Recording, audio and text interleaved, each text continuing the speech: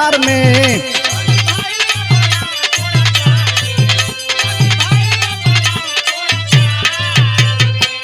चीजा ये कहू सिंगार के न लावेला,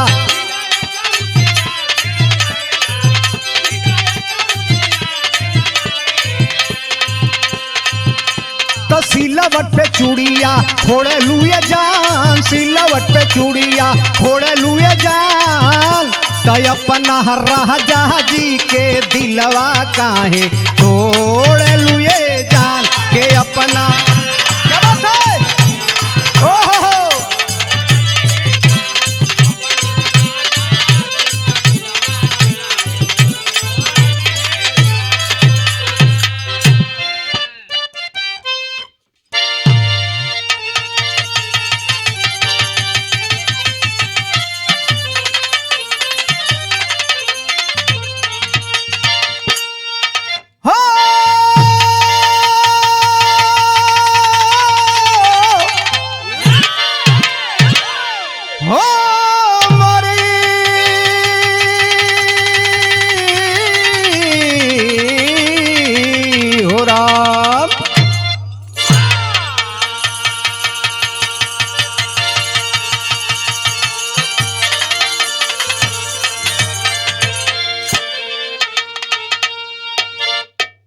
बिरहा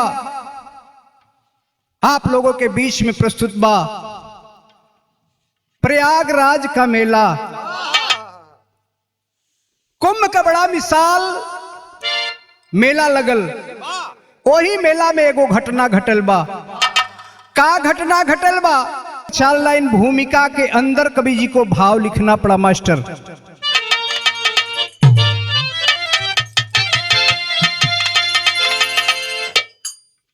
के मुकद्दर में जिसके नहीं हीरा मोती, हाथ में आके दौलत खिसक जाती है। सकल संप्रदा धन खजाना सभी एक झटके में घर से निकल जाती है। भाग्य में जिनके दौलत या शोहरत लिखा, पाके पहचान दुनिया में सबको दिखे। जोग जिसके मुकद्दर में लिख दे विधाता, राम भज के सरनिया बजा जाएगा।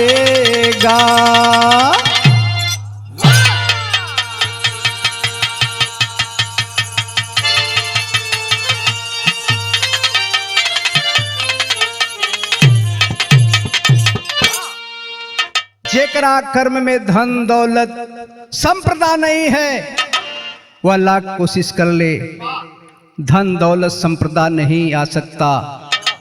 जो धन दौलत संप्रदा रहेगा, वह धन दौलत संप्रदा भी एक झटके में घर से निकल जाया करता है बाबूजी। बिरहा के अंदर बड़ा सुंदर गजल के भाव कवि जी को लिखना पड़ा मास्टर।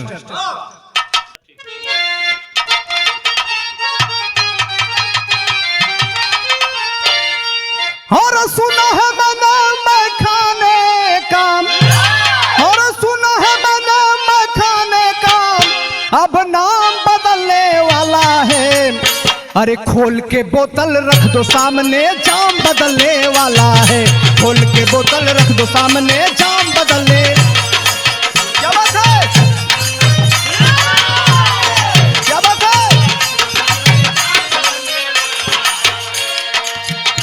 लेकिन बिरहा के अंदर कवि जी को भाव लिखना पड़ा। का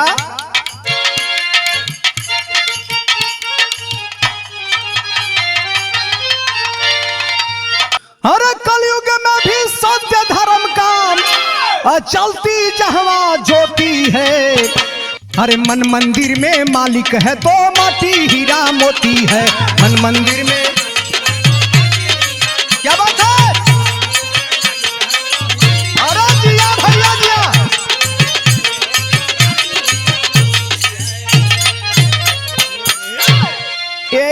कहानी के शुरुआत हो गई मास्टर।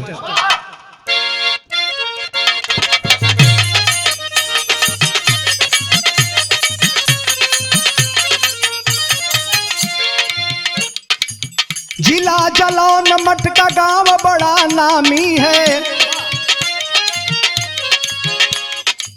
जिला जलौन मटका गांव बड़ा नामी है, पत्नी पार्वती पति मंगल स्वामी है।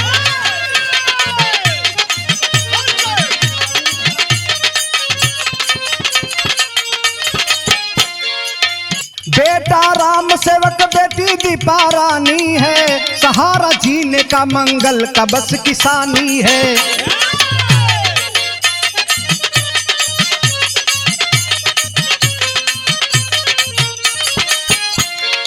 2001 कुंभ मेला में सब आए हैं, पूरे परिवार साथ गंगा में नहाए हैं।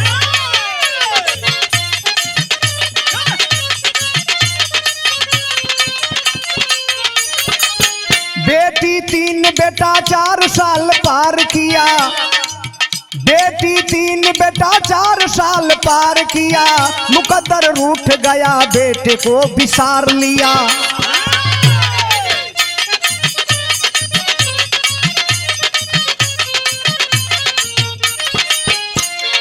ए बाबू पहले बात को समझ ले, जिला जलौन में एगो गांव बा, जौना के गांव के नाम मटका गांव बा।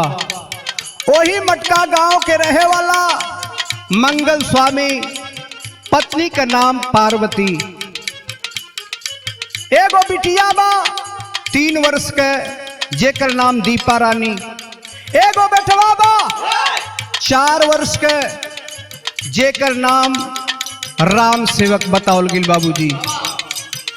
बड़ा खुशहाल परिवार, किसान परिवार। वक्त गुजरत बा, धीरे धीरे 2001 का दिन आइल बा। प्रयागराज का मेला लगा है, कुंभ मेला लगा है। वही कुंभ मेला में स्नान करे बदे चारों प्राणी आयल हुवन। बड़ा प्यार से लोग स्नान कैले बा। स्नान कैला के बाद जब मेला घूमे लगलन बाबू, तो वही मेलवा में जौन 4 वर्ष के छोटा सा बालक राम सेवक बा, हथवा छूट गईल बाबू। और जब हाथ छूट गईल बा, वो बेटवा वही मेला में हेरा गईल। और जब हेरा गईल बा, दोनों प्राणी घूम घूम के खोजत हुवन, लोग से पूछत हुवन। तब बिरहा के अंदर बड़ा सुंदर एगो गीत लगल हो मास्टर जी।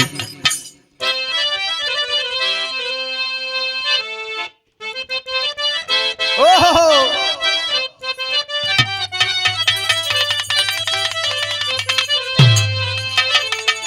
कौनो दुल्ही के दुल्हा परदेश बा, दुल्हनिया बड़ा बेचैन बा।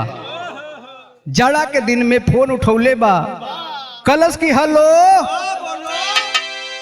अरे सुनत हुआ, फोन करके कहता, का कहता कि सैया जाड़ा में हो राजा जाड़ा में गवना करवती, राजाई लेखा काम अइती।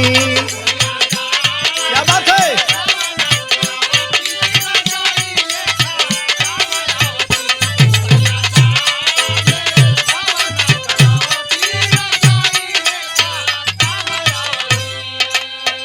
लेकिन बिरहा के अंदर कवि जी को भाव लिखना पड़ा मास्टर। केहू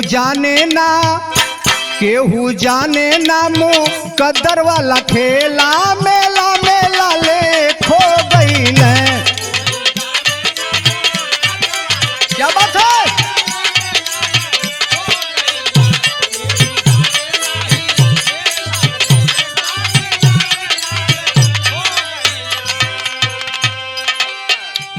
मेला मेला ले खो गईल, मेला मेला ले खो गईल।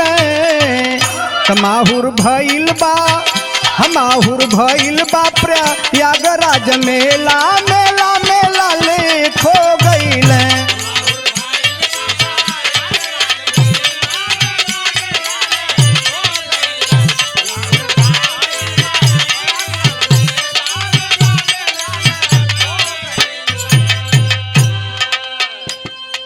दोनों प्राणी घूम घूम के खोजत हुन वही मेला में बाबू।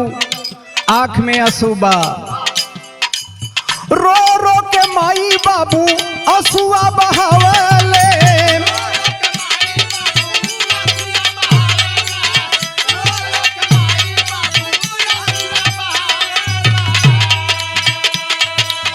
कहाँ चली गई लाल सबके सुनावेले।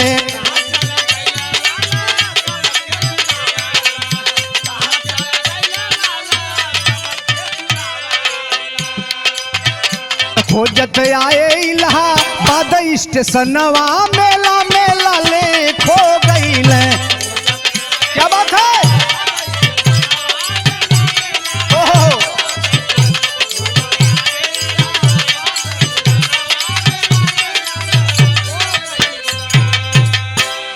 दोनों प्राणी खोजते खोजते उसी मेला में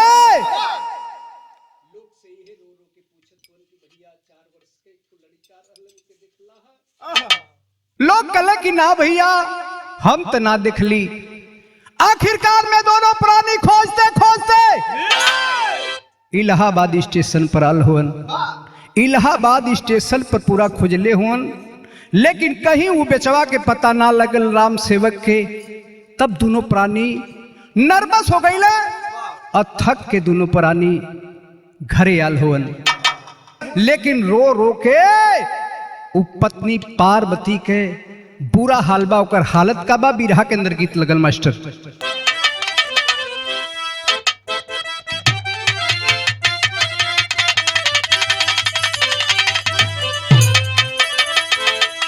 कि हमार पाज बराजा हीरा गढ़ादा। क्या बात है?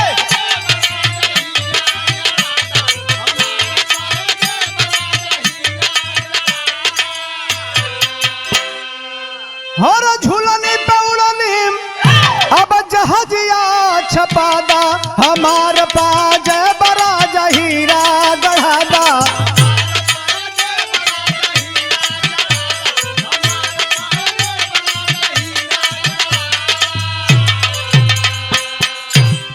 लेकिन पत्नी पार्वती के रो रो के बुला हाल बा। का हाल बा?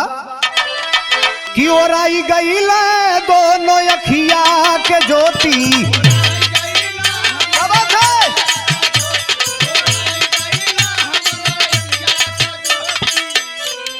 हर बेटा बिना माई अब दिन रात रोती। ओराई गई दोनों अखिया के ज्योति। क्या बात है भाई जो? राजा बहादुर।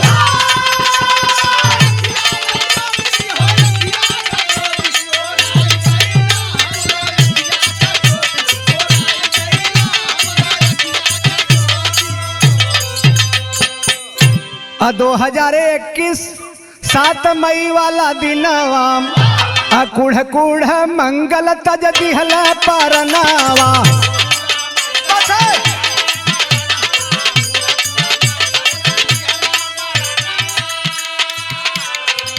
हरदी पौरानी दुख दिन रात ढोती। और आई गई दोनों अखिया के ज्योति। ए बाबू, पत्नी पार्वती के रोवत रोवत दोनों आग की रोशनी खत्म हो गई बा। लेकिन धीरे धीरे वक्त बीतल बा। 2021 के दिन आइल बा। कुड़ कुड़ के मंगल स्वामी 2021 7 मई वाले दिन ई दुनिया के छोड़ के चल गईलन। दीपा रानी सयानी भइल बा। जब सयानी भइल बा, शादी हो के भइल बा, तो बिरहा के अंदर टेरी में कवि जी को भाव लिखना पड़ा मास्टर।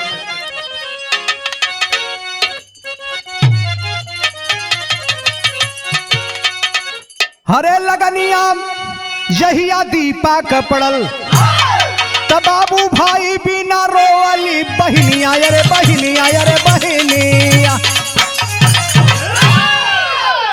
1 फरवरी 2022 में दीपा का लगन धराया है। मटका गांव प्रधान छन्नू यादव पर बोझ रखाया है। ए बाबू, धीरे धीरे दीपा रानी सयानी हो गई। 2022 में दीपा रानी के शादी लगल बा। और जब शादी लगल बा धीरे धीरे जब 2 दिन के दिन रह गई शादी के, एक जोगी दोपहर 2 बजे मटका गांव में आया है। रो रो करके अंधी माता पार्वती को सारा भजन सुनाया है।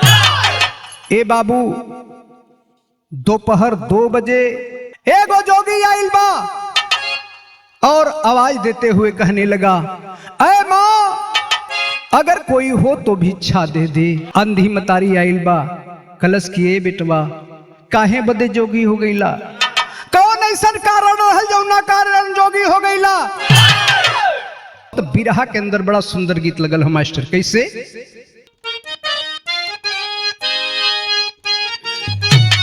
ओहो,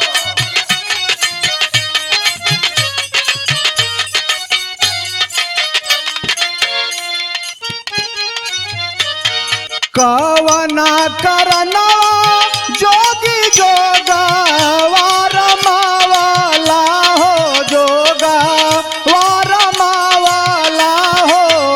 कवना करनवा भिखिया मांगला हो राम, हे राम हो। क्या बात है?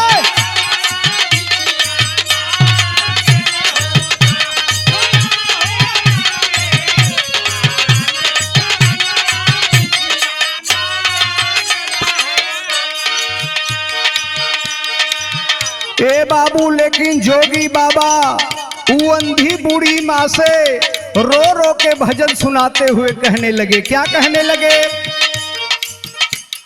कुंभ का मेला माई बाना ला जहारावा, अरे बाना ला जहारावा हो। माई बाबू गईल दिन विसारन हो राम, हे राम हो।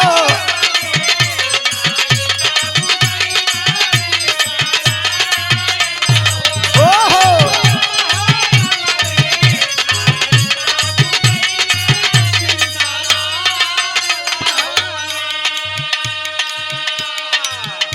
रोके जोगी बाबा अपन कहानी बताओ थोड़ के माई। 2001 में कुंभ मेला देखे बदे गईली। वही मेला में माई बाबू बहन के साथ छूट गईल। मेला भर खोजली लेकिन कहीं मिलले ना। भूखिया पियासल रहल बाचा पानावा, अरे रहल बाचा पानावा हो। स्टेशन पर भिड़िया रिया रन हो राम, हे राम हो।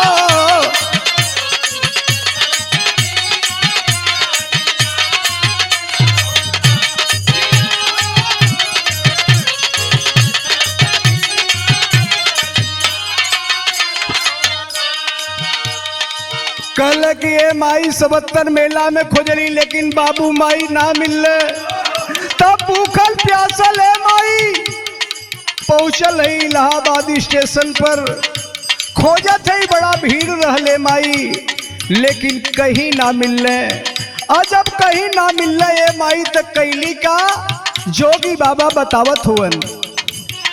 मम्मी पापा कही के खोज गाड़ी या के भीतर, अरे गाड़ी या के भीतर हो।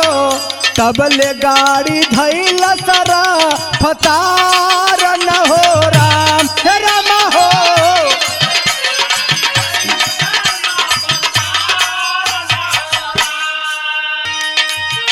जाने कहवा गाड़ी रुकल जाना हूँ न पावाली, अरे जाना हूँ न पावाली हो। जोगिया मिलल 2 4 न हो राम।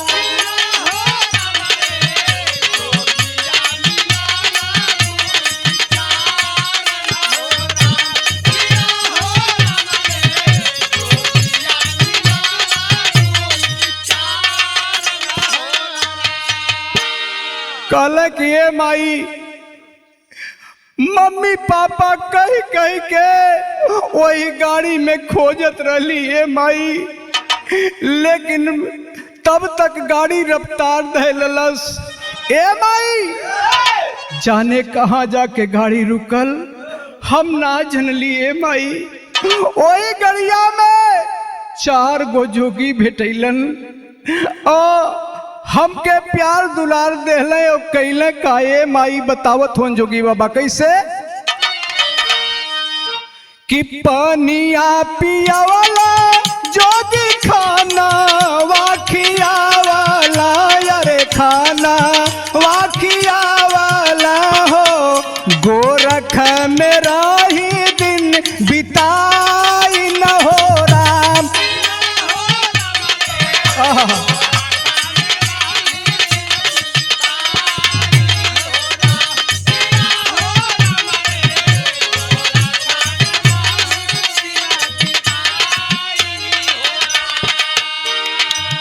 कहलक ये माई वही गाड़ी में 4 गो जोगी मिलले, खाना खियौले पानी पियौले, दुलार प्यार देला के बाद ए माई हमके गोरख धाम लेके गईले। वही गोरख धाम में आज तक हम दिन बिताई लाए माई, रोज अपन घर खोजी लाए माई। इतनी बतिया जब जोगी बाबा के दोनों मतारी बिटिया सुनले ही सोचत है कि तो एकदम हमरे भैया के कहानी बतावत हुन जोगी बाबा।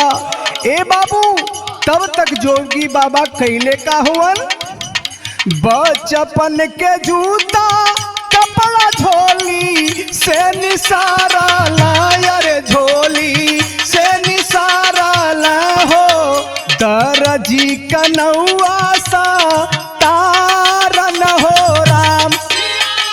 हाय हाय ए माई ओहो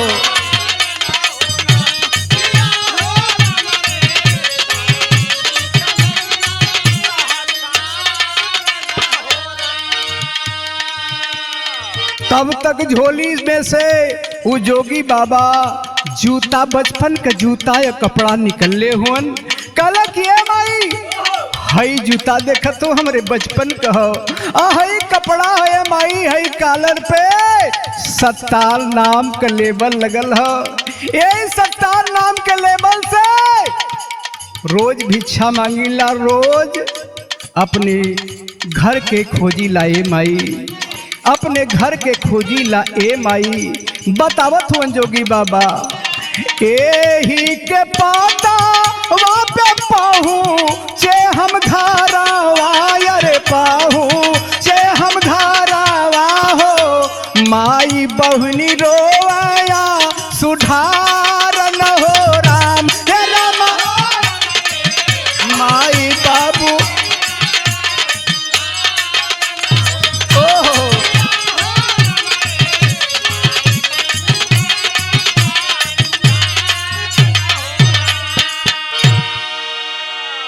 कहला जोगी बाबा की ए माई यही के पता पे आज हम घरे अली, आज हम घरे अली।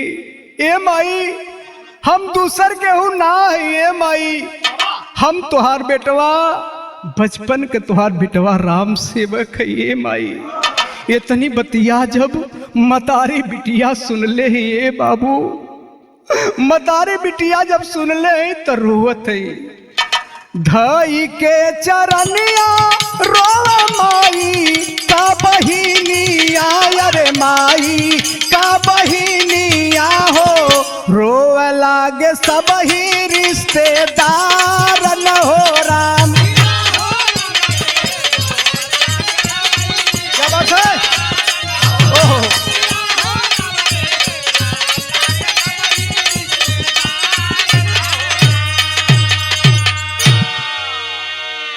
ये बाबू तब तक मतारी बिटिया जोगी बाबा के धके रोवे लगली। ए बेटवा तू हमार राम सेवक हुआ? हाँ माई हम तो राम सेवक है, हम तो राम सेवक है। ए बाबू तब तक बिटिया बहनिया दीपा रानी एगो बात कहले बा। का कहले बा? बिरहा के अंदर भाव लगल।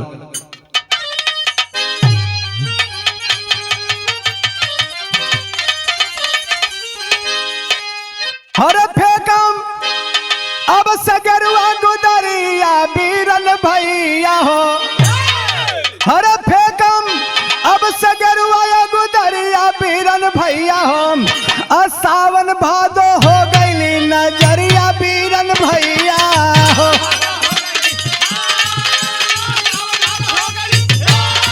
क्या बात है बा भाई?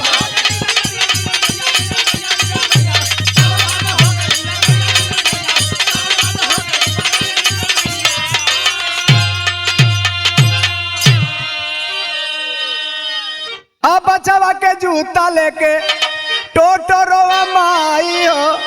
ये जूता कीने हम हर दुकनिया से जाई हो। हर 100 रुपया में 30 रुपया उधरिया बीरन भैया हो। सावन भादो हो गईली नजरिया बीरन भैया हो। अरे बार बहादुर जो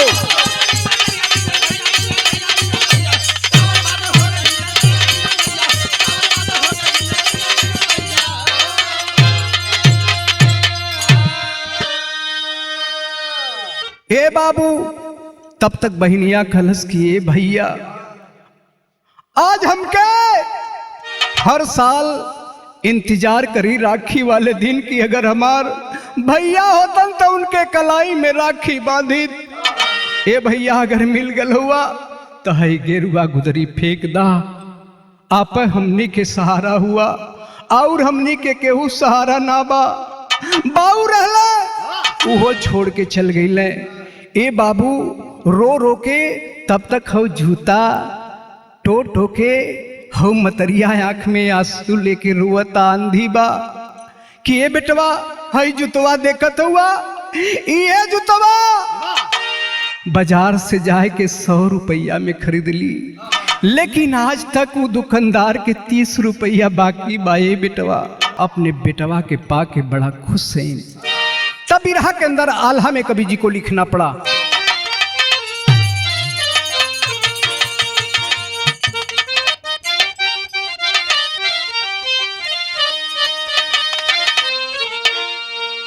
कि हाय राम कि पतझड़ के बाद जैसे, अरे पतझड़ के बाद जैसे खिले गुलसनवा बाबू।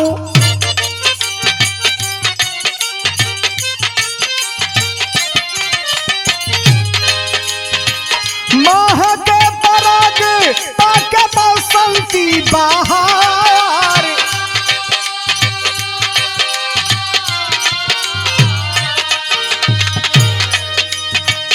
ओइसे खुशी भैली आज अंधी महतरिया बाबू।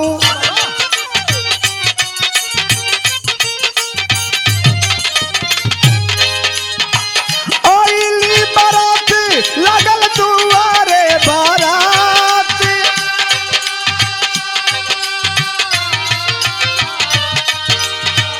दूल्हा के जोगी बाबा तिलक लगवल बाबू।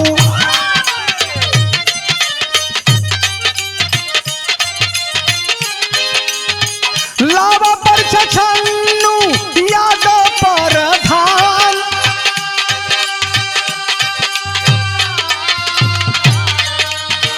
कहे जोगी जबरी ना का राव कन्या दनवा बाबू। जोगी के होला नहीं कौनो परिवार।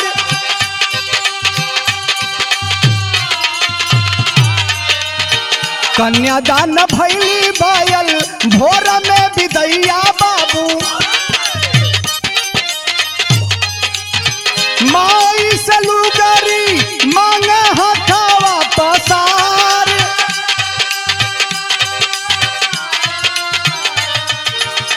कहे माई के करे भरोसे हम जियब बेटा।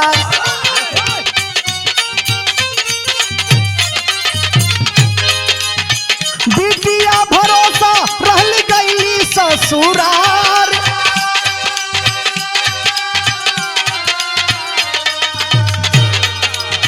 जोगिया कहे जोग माया के बजरिया माई,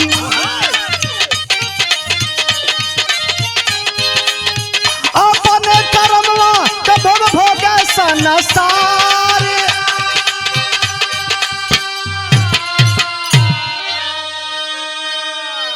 आज इतना दिन बाद अपने बेटवा के पाए के माई बिटिया बड़ा खुश है। एक दिन बीतल बा, दूसरे दिन दरवाजे पर बारात आइल बा। आज जब बारात दरवाजे पर आइल बा, द्वार पूजा लगल बा, तो जोगी बाबा उ दुल्हा के तिलक चढ़ोले हुवन। तिलक तो चढ़ा दिले बाबू, लेकिन जब लावा परिछे के भल, कन्यादान करे के भल, तो जोगी बाबा कहले कि ना, जोगी के कौनो परिवार ना होत, ऐसे हम लावा ना परच सकीत, कन्यादान ना दे सकीत। ए बाबू, तो वही गांव के रहे वाला छन्नू यादव प्रधान जी लावा पर छले हुन, कन्यादान दे ले हुन। शादी भइल बा, भोर में विदाई हो गई। और जब भोर में दीपा रानी का विदाई हो गई, तो जोगी बाबा सवेरे कहले कि माई, अब हमके एगो लुगरी भिक्षा में दे दा। अब हम यह भिक्षा लेके अपना कुटिया पर, अपना आश्रम में जाइए। माई इतनी बतिया जब मतारी अंधी सुनलस कलस कि ए बेटवा, तू अगर हमनी के छोड़ के चल जाइबा तो हमके करे सहारे जियब। एगो बिटिया सहारा रली, ओहो ससुरार चल गईली। इतनी बतिया जब जोगी बाबा सुनले हुन कलन की ए माई, ई माया का बाजार बा, तू ये बात के ना समझबू, तू ये बात के ना समझबू। ये माई, आपन आपन कर्म का भोग लोग के भोगे के पड़ला। हमरा कर्म में जोग बा ये माई, हम जोगी है, माया से हमसे कोनो जरूरत ना बा। माई बेबस हो गईली, और जब माई बेबस हो गईली ये बाबू, त एगो लुगरी थमौले हैं। कैसे थमौले हैं? बिरहा में आखिरी में भाव लगल,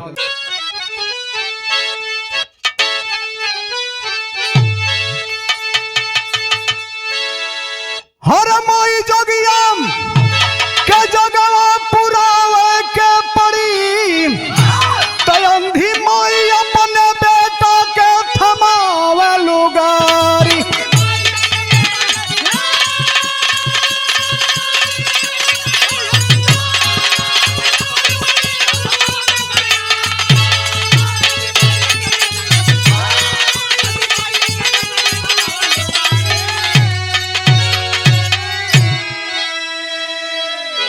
कि 2 फरवरी 2022 का रहला दिन, अजोगी गावत विदा हो गईलम, नयनवा गमगीन। अरे बेटा माई के, अरे बेटा माई से प्यारा गोरख के गुजरी, तयंधी माई अपने बेटा के थमावे लुगारी।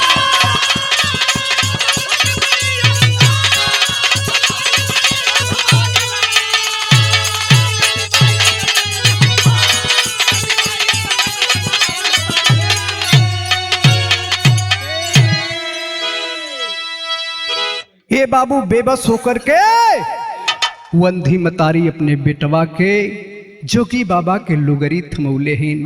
जोगी बाबा गाते हुए चल दिए। यह हमरे बिरहा का आखिरी भाव रहल, लेकिन गुरु घराने का परिचय देते हुए कवि जी को लिखना पड़ा। का के गुरु बिहारी गुरु गणेश कवि के सो स्वर्ग के वासी,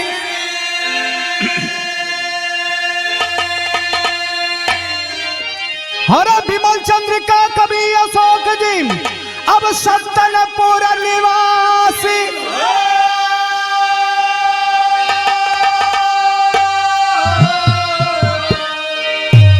हरा लगनिया जहिया दीपा का पड़ल, त राजा राम ने इसका रखला जोगिनिया, लगनिया जहिया दीपा का पड़ल।